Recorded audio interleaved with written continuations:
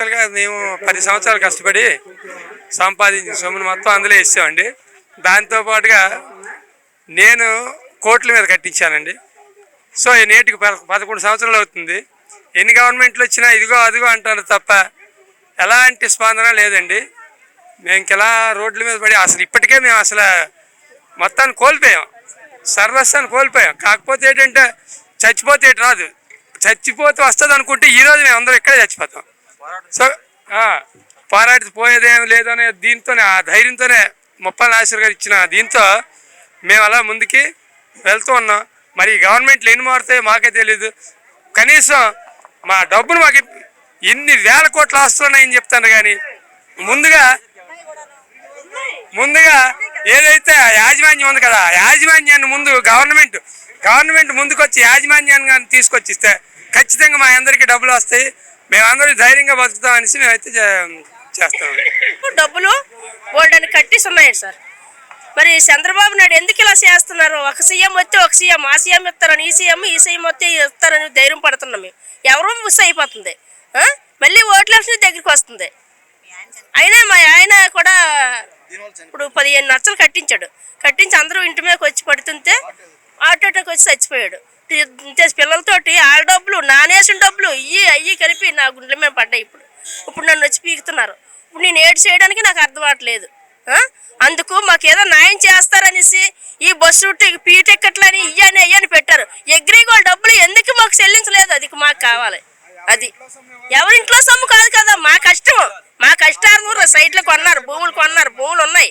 అవన్నీ అమ్మేసి మా డబ్బు మాకు చెల్లించాలి. మా మనుషులు పోయారు, మేము కూడా నాశనం అయిపోయి అందరి దగ్గర ఇప్పుడు కూడా మాటలు కాసి దగ్గర వాళ్ళు దాపలోళ్ళు అందరినీ దూరం చేసుకున్నాం. అందుకు ఇప్పుడు మేము పోరాడుతున్నాం. ఎన్నిసార్లు వచ్చినా ఇదిగో అదిగో అనడం, మళ్ళీ వెనకేసేయడం. మేము వచ్చేప్పుడు సరే అంటారు, మళ్ళీ మామూలు అయిపోతారు.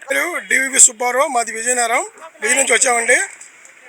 ప్రభుత్వానికి చిత్తశుద్ధి ఉంటే అగ్రిగోల్డ్ వానర్స్, ఆ వానర్స్ అందరినీ పట్టుకొచ్చి మాకు అప్పచెప్పి మీరు తప్పుకోవచ్చు.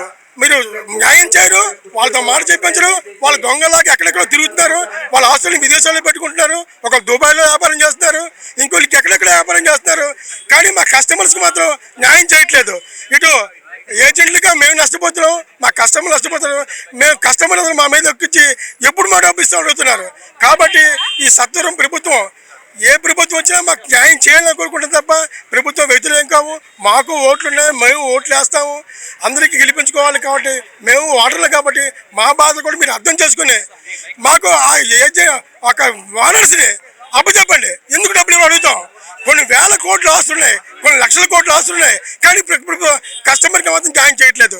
ఇది 2 సంవత్సరాలు కంపెనీ మూసే టైంలో కూడా లక్షలు డిపాజిట్ తీసుకున్నారు ప్రభుత్వం. అప్పుడు వాళ్ళకి ఎందుకు వదిలేసే వాళ్ళని, మమ్మల్ని ఎందుకు ఇబ్బంది పడుతున్నారు అని సూటిగా ప్రశ్న చేస్తున్నాం. జిల్లా బుచ్చిపేట మండలం చింతపాక గ్రామాన్ని మేము ప్రజెంట్ ఏంటంటే అనకాపల్లి జిల్లా నుండి వచ్చాము. మేము గత 11 సంవత్సరాలు బట్టి కూడా ఏంటంటే గత ప్రభుత్వంలో ఏదైతే చంద్రబాబు ప్రభుత్వంలో మాకు ఈ నష్టం జరిగిన తర్వాత మా ఆయన 120 రోజుల్లో పేమెంట్ ఇస్తానని మొదట్లోనే 120 రోజులు అయిపోయి ఇప్పుడు 11 సంవత్సరాలు అయింది. 11 సంవత్సరాల గతంలో ఏంటంటే జగన్మోహన్ రెడ్డి గారు 906 కోట్లు ఇచ్చి ఉన్నారు. కానీ ఇప్పుడు ఈయన వచ్చిన తర్వాత కూడా గత నిండి వల్ల ఇప్పుడు కూడా ₹1 చెల్లించలేదు. మొన్న కూడా అన్నారు కొద్ది రోజులు మీకు సంవత్సరం 6 నెలలు పేమెంట్ మొత్తం చెల్లిస్తామని చెప్పిన జరిగింది. కానీ ప్రభుత్వం మాత్రం మాటలు చెప్తుంది. కానీ ఏంటంటే పనులు మాత్రం మాటలు అయితే కోటలు దాడుతున్నాయి, పనులు గుమ్మం కూడా దాటలేదండి. అంటే అలా ప్రభుత్వం ఏంటంటే ఇలా అగ్రిగోల్డ్ బాధ్యతలు ఏంటంటే అది బాధ్యతలా గుర్తిస్తుందో లేకపోతే పురుగులా గుర్తిస్తుందో అర్థం కావట్లేదు.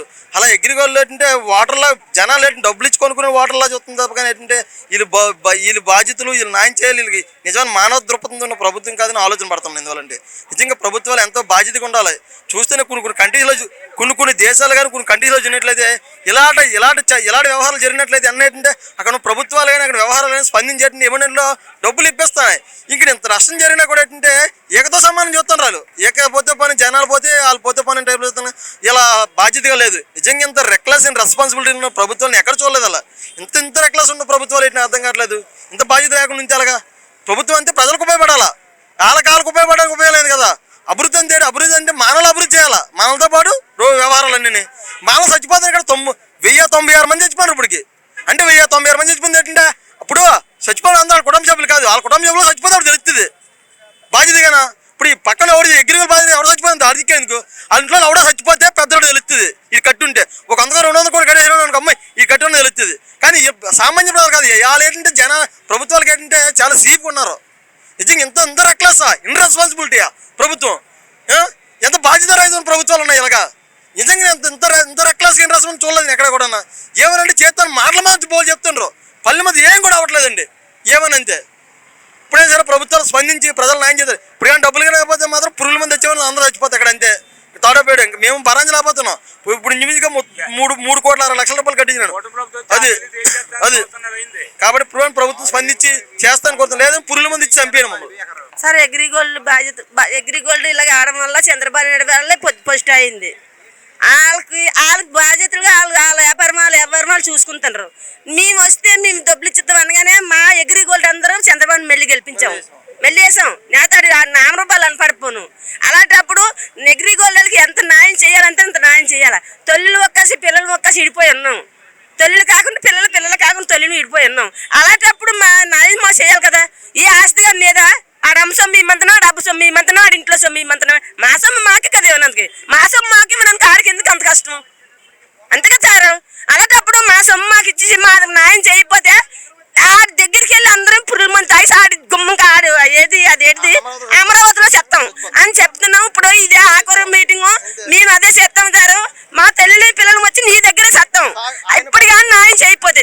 అదే మేము కోరుతుంటాం. అదే నువ్వు అదే చెయ్యాలా.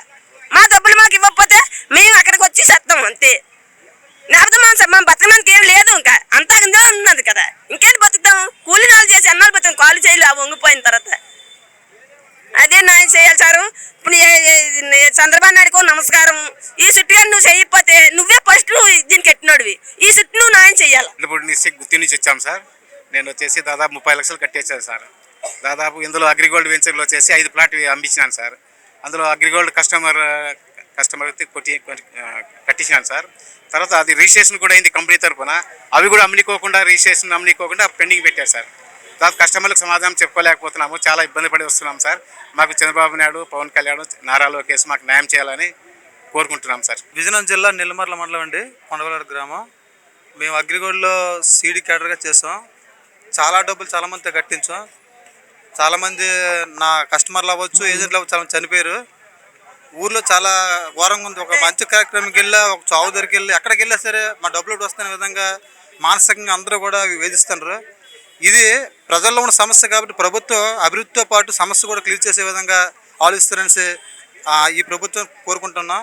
అదేవిధంగా ఈ ఆస్తులన్నీ కూడా కోర్టులో ఉన్నాయని చెప్పారు. కోర్టు ఆల్రెడీ అన్నీ క్లియర్ అయ్యి అంటున్నారు. కొద్ది ప్రభుత్వం స్పందించి కొద్ది స్పీడప్ చేస్తే మా తల కష్టాలను తీరితేనే ఆ ప్రభుత్వానికి వినిపించుకుంటున్నాం. సార్ మాది కర్నూలు డిస్ట్రిక్ట్ సార్, డోన్ మండలము.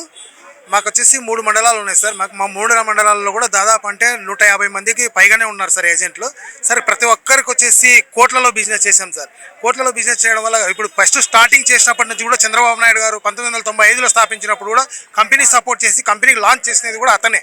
కానీ లాస్ట్కి ఆయన ప్రభుత్వంలోనే కంపెనీ దివాలా తీయడం జరిగింది. కానీ ఆయనకు తెలియని విషయం అంటూ ఏది లేదు. కానీ ఈ రోజు ఆయన ముఖ్యమంత్రిగా ఉన్నారు. కానీ దీనిపైన కాలయాపన చేసుకుంటూనే పోతున్నారు తప్ప ఈ రోజు వరకు కూడా కనీసం బాధితుల పట్ల మనకు ఆ రోజు గెలిపించారు. ప్రతి ఒక్క అగ్రిగోల్డ్ బాధితులు ఆ రోజుకి సపోర్ట్ చేయకపోతే ఈరోజు ముఖ్యమంత్రిగా ఆయన ఉండేటటువంటి వ్యక్తి కాదు. కానీ ఆయన కొడుకు కూడా విద్యాశాఖ మంత్రిగా గెలిచేటటువంటి మంత్రి కాదు. పవన్ కళ్యాణ్ గారు కూడా సేమ్ ఇదే విధంగా ఇక్కడనే తుమ్మలపల్లి కళ్యాణ క్షేత్రంలో వచ్చేసి ఆయననే మమ్మల్ని ఒక చోటికి రండి అని చెప్పేసి ఆయన ఇన్వైట్ చేసి మా ద్వారా ఆయన లబ్ధి పొందాడే తప్ప ఆయన ద్వారా మేము లబ్ధి పొందింది లేదు ఈ రోజు వరకు కూడా. కానీ ఈరోజు డిప్యూటీ సీఎంగా ఈరోజు ఉన్నారు. ఆయన ఒక్క విషయంలో కానీ మా గురించి ఏ రోజు కానీ మాట్లాడే దాఖలు లేదు. కానీ ఈ రోజుటికే నీ యొక్క అధికారం ఈ రేటుకే స్టాప్ కాదు. కానీ ఒక రోజుల్లో నువ్వు హీరోగా నువ్వు ఎదిగినావంటే కూడా ప్రేక్షకుల ద్వారానే. కానీ ఈరోజు నువ్వు డిప్యూటీ సీఎంగా ఉన్నావంటే కూడా మా యొక్క లాభం పొందినట్టు నేను. కాబట్టి నువ్వు రేపొద్దున సీఎం కావాలనుకుంటే ఖచ్చితంగా మా లాంటి వాళ్ళకు నువ్వు సాయం చేయకపోతే నీకు పుట్టగతులు కూడా ఉండవు. మీ వంశానికి ఎంతో సపోర్ట్ చేసినటువంటి ప్రజలకు నువ్వు ఈరోజు కనీసం కంటి చూపుతో కూడా మా మీద దయదలచట్లేదు. కానీ ఖచ్చితంగా ప్రభుత్వానికి అయితే మేము ఒకటే కోరుతా ఉన్నాము, ఎవ్వడబ్బ సొమ్ము అయితే మేము అడగట్లేదు. కంపెనీ యజమాన్యం మా యొక్క సొమ్మును దోచుకోయింది. కానీ ఆ విషయాలు మీకు తెలుసు. మీరు ఈ రోజు కూడా కంపెనీకి సపోర్ట్ చేస్తూ ఉన్నారు. ఆ విషయం మొత్తం ప్రపంచం మొత్తం తెలుసు. ప్రతి ఒక్క రాజకీయ నాయకుడు ఆ రోజు ఉన్నారు. ఖచ్చితంగా మేము ఇదే విధంగా చెప్తా ఉన్నాము. ఆ నాయకులు అందరూ కంపెనీకి సపోర్ట్ చేశారు. ఈరోజు కంపెనీలో ప్రతి ఒక్క రూపాయి తిన్న వాళ్ళు కూడా రాజకీయ నాయకులు ఆ రోజు సపోర్ట్ చేసి కంపెనీకి మేమున్నాము. కంపెనీ చాలా గొప్ప కంపెనీ, మీరు చేసుకోండి, కంపెనీ చాలా మంచి మంచి పనులు చేస్తుందని మీరు ప్రోత్సహించడం వల్లనే మేము ఈరోజు ఈ స్థాయికి రోడ్లో పడ్డాము. కానీ ఖచ్చితంగా మాకు న్యాయం చేయకపోతే రేపొద్దున మీకు తగిన బుద్ధి చెప్తాము.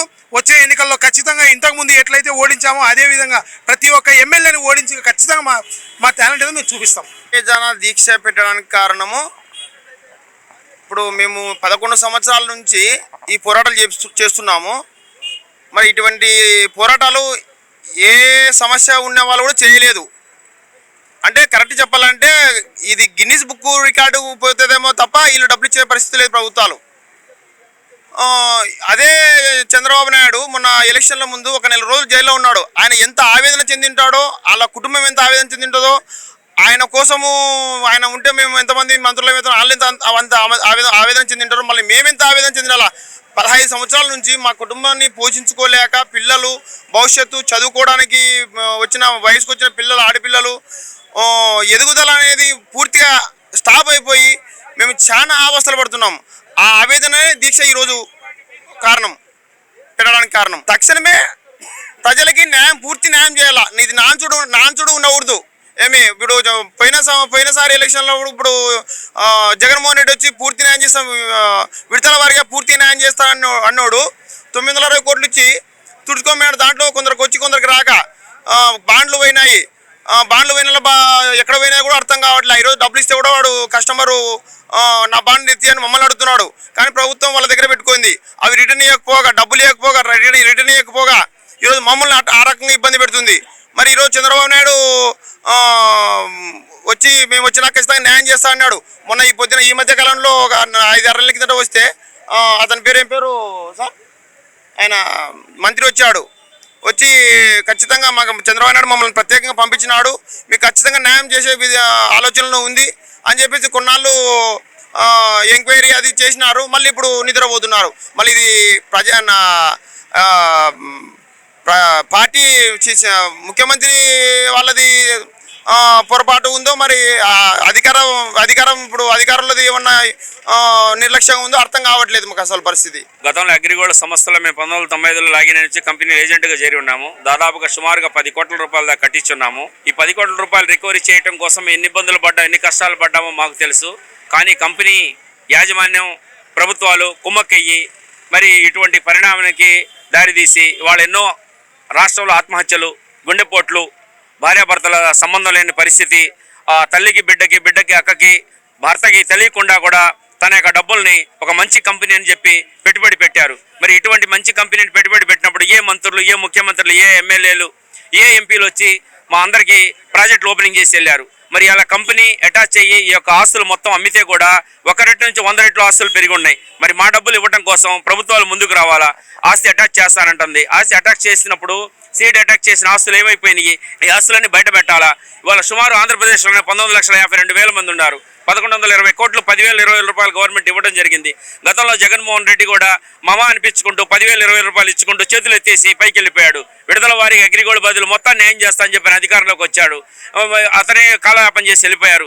మరి ఈరోజు చంద్రబాబు నాయుడు గారు కానీ, డిప్యూటీ సీఎం పవన్ కళ్యాణ్ గారు కానివ్వండి, నారా లోకేష్ గారు ఇవ్వండి, వారి యొక్క హామీలు కూడా అగ్రిగోల్డ్ బాధితులు రాష్ట్రంలో ఎవరు మార్చికలు ఎవరు కూడా కనిపించడానికి వీల్లేదని చెప్పి పాదయాత్రలు చెప్పుకోవడం జరిగింది. మరి ఇంత మటుకి దాని గురించి ఒక స్టేట్మెంట్ కానివ్వండి, దాని గురించి ఒక విచారణ కానివ్వండి, దాని గురించి ఇదిగో ఫలానప్పుడు మళ్ళా చేస్తానుగా ఏం ముందుకు రావట్లా.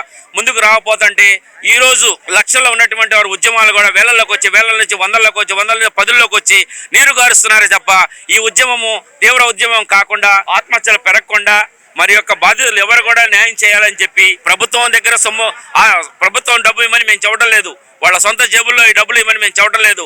మేము కట్టించిన డబ్బులు ప్రజల సొమ్ము, ప్రజల ఆస్తి, ప్రతి జిల్లాలో ప్రతి తాలూకాలో అటాచ్మెంట్ అయి ఉన్నాయి. ఎవరబ్బా సొమ్ము కూడా మేము అడగట్లేదు. కస్టమర్ల సొమ్ము, పబ్లిక్ సొమ్ము. ఆ సొమ్ము రూపంలో ఒక హైలాండ్ రూపంలో, గతంలో మీకు తెలుసు, ఒక హైలాండ్ రూపంలో ఉన్నాయి, రిసార్ట్స్ రూపంలో ఉన్నాయి, పాల ప్రాజెక్టులు ఉన్నాయి, డైరీ ఫార్మ్స్ ఉన్నాయి. ఇట్లా బీచెస్ ఉన్నాయి, ఇట్లా పొలాలు ఉన్నాయి, పవర్ ప్రాజెక్టులు ఉన్నాయి. ఇవన్నిటి కూడా వేలానికి తీసుకొని వస్తే ఇవాళ మీరు 1 రెట్లకు 10 రెట్లు మాకు ఇచ్చినా కూడా 100 రెట్లు ఉండే ఆస్తులు అని చెప్పి తెలియజేస్తున్నాము. ఈ విధంగా మీరు ముందుకు వచ్చి ప్రభుత్వాలు చేసుకుంటే సమస్య బాగుంటుందని కూడా తెలియజేస్తున్నాం. ఈ కూటమి గవర్నమెంట్ లో ఎక్కడో ఒక ఏరియాలో కమ్మా కాపు కొట్టుకుంటే అప్పటికప్పుడు రాష్ట్ర ఇష్యూ అవుతున్న ఉద్దేశంతో అప్పటికప్పుడు మీరు క్లియర్ చేయడం జరిగింది. ఈ యొక్క సమస్యని ఆ విధంగా ఆలోచనాత్మకంగా మేమందరం కూడా రోడ్ల మీదకి వచ్చి ఒక నివేదిక ప్రకారం మీ అందరికీ మేము ఒకటే తెలియజేసుకున్న కూటమి గవర్నమెంట్కి ఈ రోజు నుంచి మొదలుకొని మీరు యొక్క మావేదని విని అగ్రిగోల్డ్ ఆస్తులు అటాచ్ చేస్తారో, యాజమాన్యాన్ని రోడ్డు మీద లాక్కొస్తారో, అతి త్వరగా క్లియర్ చేయకపోతే ప్రతి ఒక్కరు కూడా సచివాలయం దగ్గర రమ్మంటారో, మీ ఇళ్ళ దగ్గర రమ్మంటారో, చావుకి ఆత్మహత్యల చావులు మీరు చూస్తారని చెప్పి మేము కోరుకుంటున్నాం. ఆ అవకాశాన్ని మీరు ఇవ్వరని అనుకున్న నాయకులు కాబట్టి మేమందరం రోడ్డు మీదకి వచ్చి మేమందరం రిక్వెస్ట్ చేసుకుంటున్నాము. మా యొక్క డబ్బులు అతి త్వరగా చెల్లింపులు చేయవలసిందిగా కోరుకుంటున్నాము. సార్, అనకాపల్లి నుండి వచ్చాను. అయితే ఈ సంస్థలో 2011లో నేను 2010 రిటైర్డ్. 2011లో ఇందులో 5,20,000 రూపాయలు మా పిల్లల చదువు తర్వాత వివాహానికి పనికొస్తాయని నేను డిపాజిట్ చేయడం జరిగిందని మా చుట్టాల ద్వారాగా. తదనంతరం చంద్రబాబు నాయుడు గవర్నమెంట్ అప్పుడు ఉన్న స్థితిలోని ఈ అగ్రిగోల్డ్ వ్యవస్థని నిర్వహణ చేసింది. అది అప్పటి నుండి ఇప్పటి వరకు ఇలా మేము సమ్మెల ద్వారాగా, దీక్షల ద్వారాగా మేము తెలియపరిచినా సరే అటు జగన్ ప్రభుత్వం కానీ ఇప్పుడు చంద్రబాబు నాయుడు కూట ప్రభుత్వం కానీ ఎటువంటి స్పందన లేదు. ఏదో నిమ్మక నీరెత్తుగా చాపకంద నీరులాగా మమ్మల్ని తొక్కేస్తున్నారు తప్ప పైకి రానివ్వడం లేదు.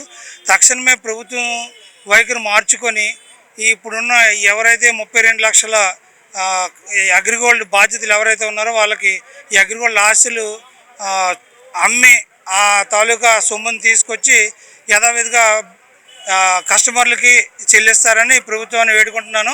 అలాగే ఈ కూటమి ప్రభుత్వం చంద్రబాబు నాయుడు అలాగే ఈ పవన్ కళ్యాణ్ గారు కూడా స్పందించి వెంటనే యాక్షన్ తీసుకొని కోర్టుని ఏవైతే కోర్టులో ఉన్నా అవన్నీ కూడా కేసులని విరమించి ఎక్కడికక్కడ క్లియర్ చేసి యథావిధిగా తీసుకొస్తారని కోరుకుంటున్నాం.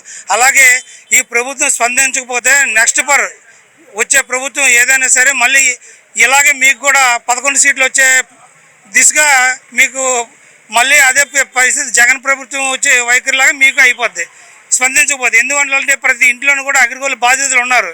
అందువల్ల కంపల్సరీగా మీరు తక్షణమే ఈ పరిస్థితిని పరిష్కరిస్తే మీరు ఇది కాదు ఇంకొక 20 సంవత్సరాలు కూడా మీరే పరిపాలించవచ్చు. యథావిధిగా మీకే మేము ఓట్లు వేస్తాం. అగ్రిగోల్డ్ బాధితుల సమస్యలన్నీ పరిష్కారం చేస్తానని చెప్పాడు. ప్రతి బహిరంగ సభలో కూడా అగ్రిగోల్డ్ బాధితులను నమ్మబలగటం అనేది జరిగింది.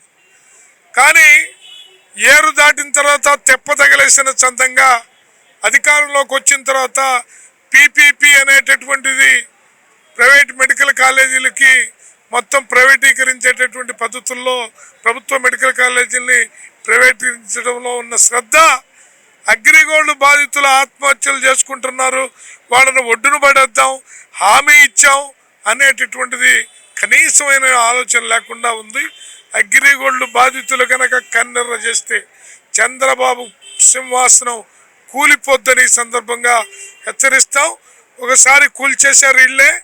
గతంలో జగన్మోహన్ రెడ్డి అధికారంలోకి రావడానికి అగ్రిగోల్డ్ బాధితులు 19 లక్షల కుటుంబాలు ఓట్లేసి జగన్మోహన్ రెడ్డిని గెలిపించారు. ఆ తర్వాత జగన్మోహన్ రెడ్డి పూర్తి స్థాయిలో న్యాయం చేయలేదు కాబట్టి కూటమికి ఓట్లేసి గెలిపించారు.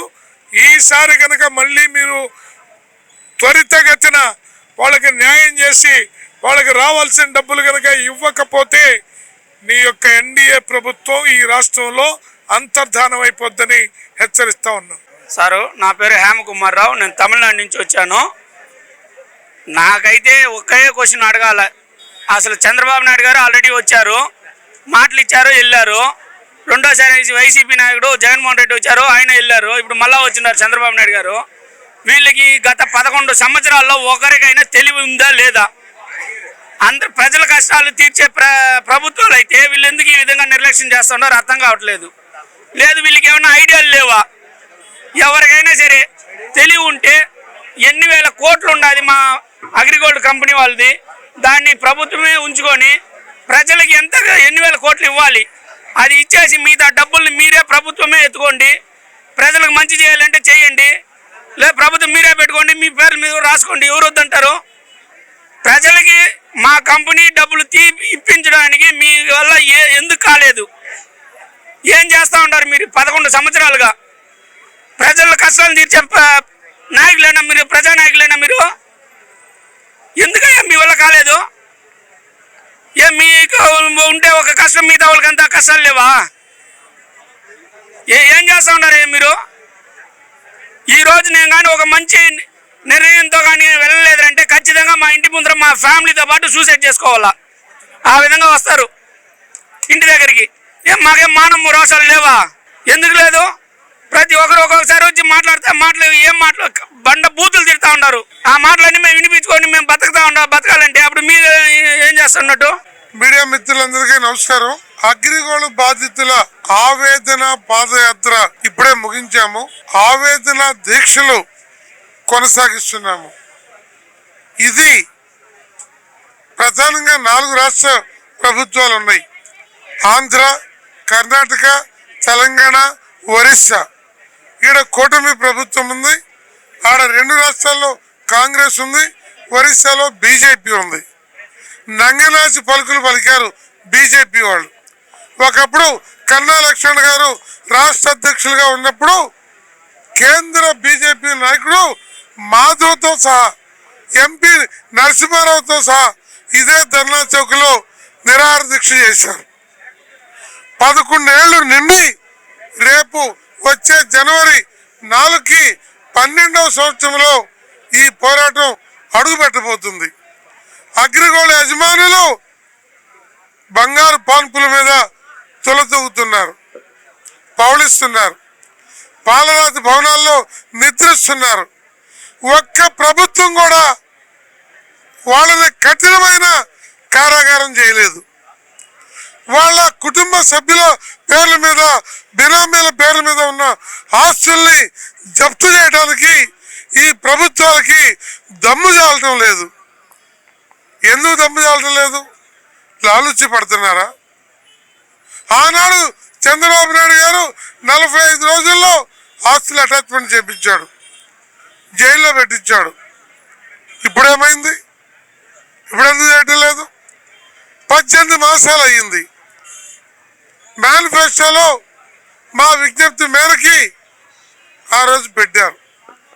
పవన్ కళ్యాణ్ గారు 2017లో మమ్మల్ని అడిగి మీటింగ్ పెట్టించుకున్నారు కళాక్షేత్రంలో. చివరిదాకా మీ అంటుంటా అన్నారు. ఉప ముఖ్యమంత్రి అయి 18 మాసాలు అయింది. వారి ఆఫీస్కి వచ్చి ఆడ బాధితులతో వారితో కలుస్తామని చెప్పాం. ఇంతవరకు మాకు అపాయింట్మెంట్ ఇవ్వడానికి పవన్ కళ్యాణ్ గారికి తీరుబడి రాలా, ముఖ్యమంత్రి చంద్రబాబు గారికి తీరుబడి రాలా. 18 మాసాల్లో కందుకూరులో ఒక కమ్మ కాపు 2 స్నేహితులు ఒకళ్ళ కారు గుర్తు ఒకళ్ళు చచ్చిపోతే 3 మంత్రుల్ని ఆగమేఘాల మీద పంపారు. ప్రత్యేక సిట్ వేశారు, వాళ్ళ భూములు ఇచ్చారు. మరి ముఖ్యమంత్రి గారు, ఉప ముఖ్యమంత్రి గారు ఈ అగ్రిగోల్డ్ బాధితులు మీకు కనపడతలేదా? ఈ రాష్ట్రంలో 600 మంది చచ్చిపోయారు. మాకు ఒకళ్ళు చనిపోకుండా నేను మీ అంటున్నా అన్నాడు లోకేష్ గారు కూడా చెప్పారు.